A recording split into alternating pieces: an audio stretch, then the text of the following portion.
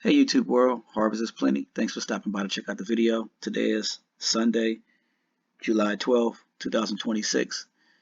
It's been quite some time since I last posted a video about emergency preparedness, blackouts, grid downs, cyber attacks, but I thought today would be a good day to put up a reminder, especially since on Friday I dealt with a blackout. It was around 11:30 p.m. at night, and without warning and for no apparent reason, whew, complete blackness. My entire neighborhood was blacked out. Surrounding neighborhoods blacked out as well. Mind you, summertime. It was about 85 degrees at 11:30 p.m. at night. So that means no AC. I have some elderly neighbors, so I picked up my cell phone, called them to make sure that they were okay. And then I joked with my family and I said, hey, what if this is it? What if the power doesn't come back on for another 30 days? Are we ready? Are we prepared? Can we survive? We joked about it and laughed about it. Truth of the matter is, I am prepared. But this is not about me. It's about you. If the power was to go off today on Sunday, you're out watching World Cup on TV, coming home from church, doing your normal grocery shopping or whatever, then all of a sudden, the power just shuts off. The traffic lights go down. And it doesn't come on for another 30 days. Will you be okay? Will you be able to survive? What about your loved ones? What about your relatives and your friends? Will they be okay? Will they be able to survive? So take some time to go through your stash. And when I say stash, I'm talking about your food. If you even have food stored, go through it. Do you need more? Do you need less? Is some of it getting old and need to be thrown out or eaten? What about your water supply? What about your backup emergency power? Do you have any backup power? Propane, gas generator, solar panels? Like, what do you have? What about medicine? Medical. Do you have that? Communications plan, security plan? Do you know your neighbors? Are you in good shape? Physically fit? Think about all these things. Do you have cash on hand at your house, stored somewhere? Small bills. Do you have maps? A lot of people don't know how to get anywhere without GPS. Well, if the satellites are down and GPS is not working on your phone, Google Maps, Waze, whatever, how will you be able to get, from point A to point B? Keep some maps on hand. Another thing that my family and I were talking about is we have many relatives and friends who are out on vacation. We have friends right now who just returned back from South Africa on a vacation, family vacation. If it was the big one, remember what Klaus Schwab said, it's going to be global in nature. Then they probably would have never been able to get back from South Africa anytime soon. I know one of my neighbors is actually in the Caribbean on a cruise ship, Royal Caribbean. They'd have been stuck.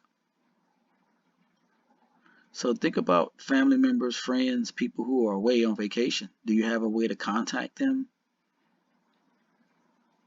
If they're out, if you have children that are somewhere in college or at a vacation camp or somewhere, I don't know. Can you go get them? Think about that. Do you have enough gas to drive 4 hours to pick somebody up and get back? Because in a power outage, you can't use your credit card or your debit card.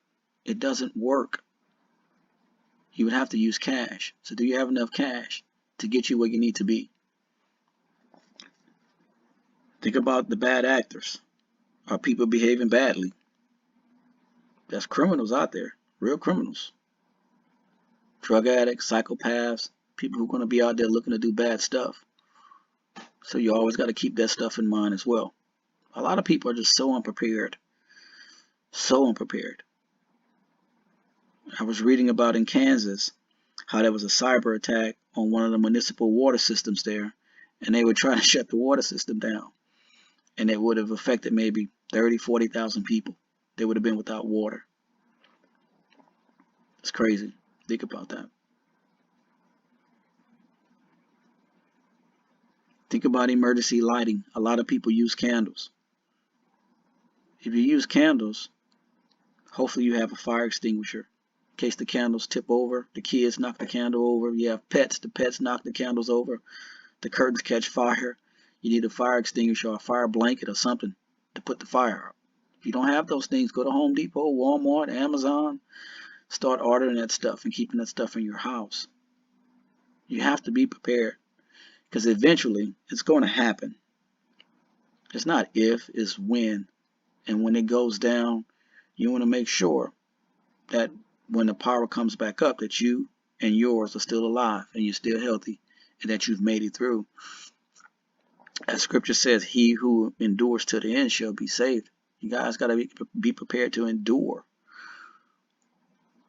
If it happens during the summer and there's a major heat wave, will you be okay dealing with the heat?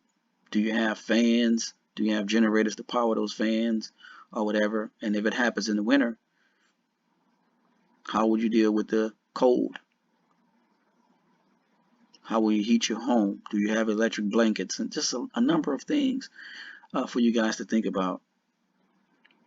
Pull your stuff out and test it. Test your generator. Test your solar capabilities. Test your communication plan. Talk to your neighbors. Build a plan. Talk to your family members. If you have children and they're out of town or always traveling, talk with them too and say, hey, if this happens and the power goes out and I can't call you, this is going to be our backup plan. This is where we're going to meet up at, or this is where you should try to get to on by this day or whatever. And I'll be over there to pick you up or meet you. Like, just develop plans. Get maps. Put maps in the cars, in the trunks or whatever. Keep those things at hand. Keep cash at home. Small bills. It's just a lot of things to prepare. And again, I know money can be tight. People getting laid off. People getting fired. There's a lot of companies that are merging, consolidating, being bought out, being sold. So, you know, people losing their jobs. Food costs are rising. Gas prices are rising. This World War III stuff is still on the horizon. Still part of their plan for the new world order. That's why every other week Trump says, oh, we have a ceasefire with Iran. 2 days later, ceasefire is off. Of course, he's making money. He's made like $2 billion so far since he's been in office. There's no major outcry about that at all. Conflict of interest. But nobody's saying anything. His sons are making money. His friends are making money. Nobody says anything. But this war is lingering.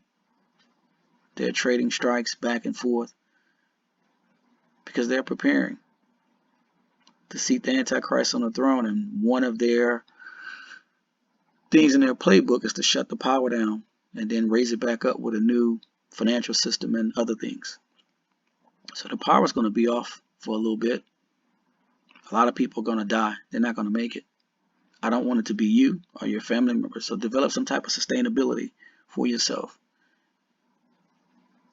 You know, set things up and practice. Test your wattage. If you're using solar, test it. If you're using gas, test it. Propane, test it.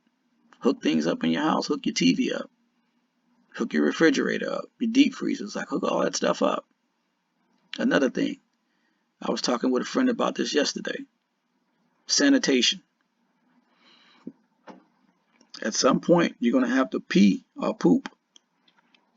So what are you going to do for sanitation? Think about that. There's a lot of information on the internet that deals with sanitation during grid down situations. So research those things and get prepared. I'll be back with more video to give you guys some more ideas. Until then, I love you guys, and may the good Lord continue to bless you and your family.